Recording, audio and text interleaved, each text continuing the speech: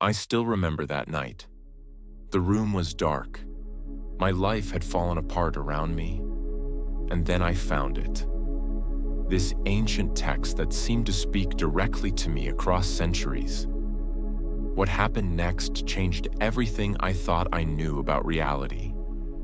You know how sometimes you sense there's something more to existence? Something deeper beneath the surface that you can't quite grasp? That feeling isn't random. It's recognition. What if I told you that our understanding of reality is fundamentally incomplete?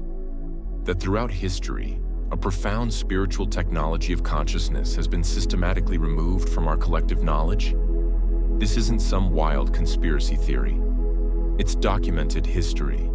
The Library of Alexandria's destruction, the Knights Templar's hidden archives, the Nag Hammadi codices found buried in the Egyptian desert, the Vatican's restricted collections. This knowledge wasn't forgotten by accident. It was deliberately compartmentalized. Today, we're going to recover it together. This is the forgotten spiritual technology that transforms ordinary consciousness into divine awareness. How do you explain Göbekli Tepe? This structure was built over 12,000 years ago, before we supposedly knew how to farm. The Antikythera mechanism from ancient Greece could track astronomical positions with stunning accuracy.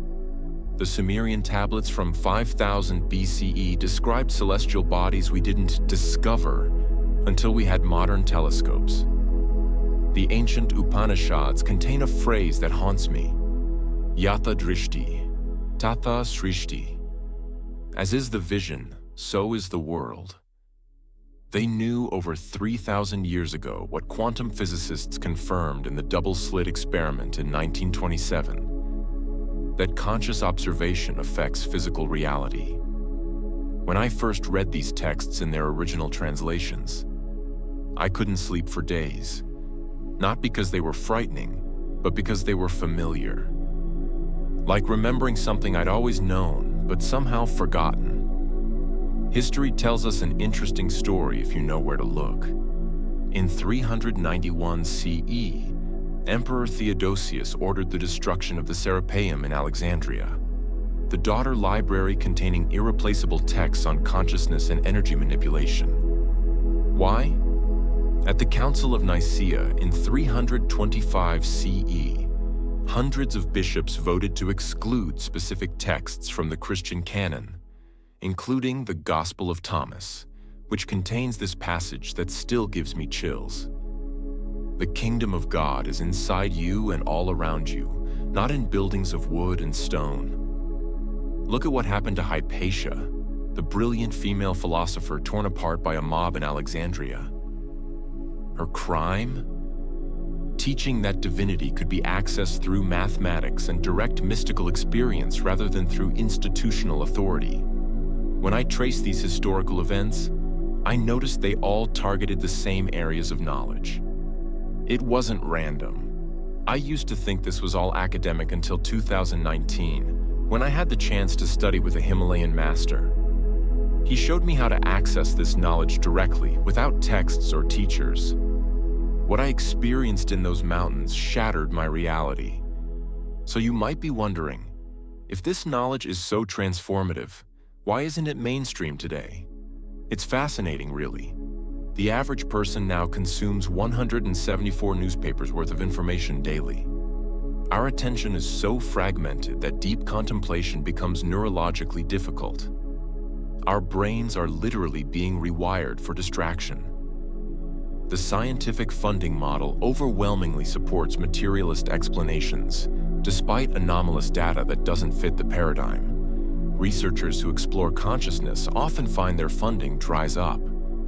And perhaps most importantly, we've lost the practices that make these truths directly experiential. Reading about swimming isn't the same as diving into water. When I began practicing these forgotten technologies, something extraordinary happened. My chronic anxiety disappeared. My relationships transformed. Creative insights began flowing through me that solved problems I'd struggled with for years. It wasn't just psychological. My body changed too. My inflammatory markers normalized. My telomere length, a marker of biological aging, actually increased. And I'm not alone. Sarah, a former corporate executive who suffered from chronic anxiety. After practicing the Theta Gateway technique, her brain scans showed a complete reorganization of neural pathways.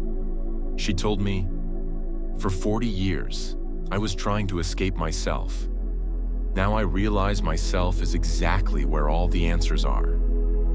Here's a simple practice you can begin today. I call it the consciousness field practice. For 7 minutes daily, expand your awareness beyond your body. Then listen to the 111 Hz frequency during meditation. Once you experience these states directly, your questions won't be about whether they're real. They'll be about how you ever lived without them. This knowledge wasn't lost, it was fragmented.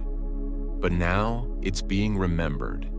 If you felt that persistent sense that there's more to reality than what you've been shown, you're right. That feeling isn't imagination, it's recognition. Right now, as these words reach you, you're not just listening to a voice. You're experiencing yourself from the other side of the veil.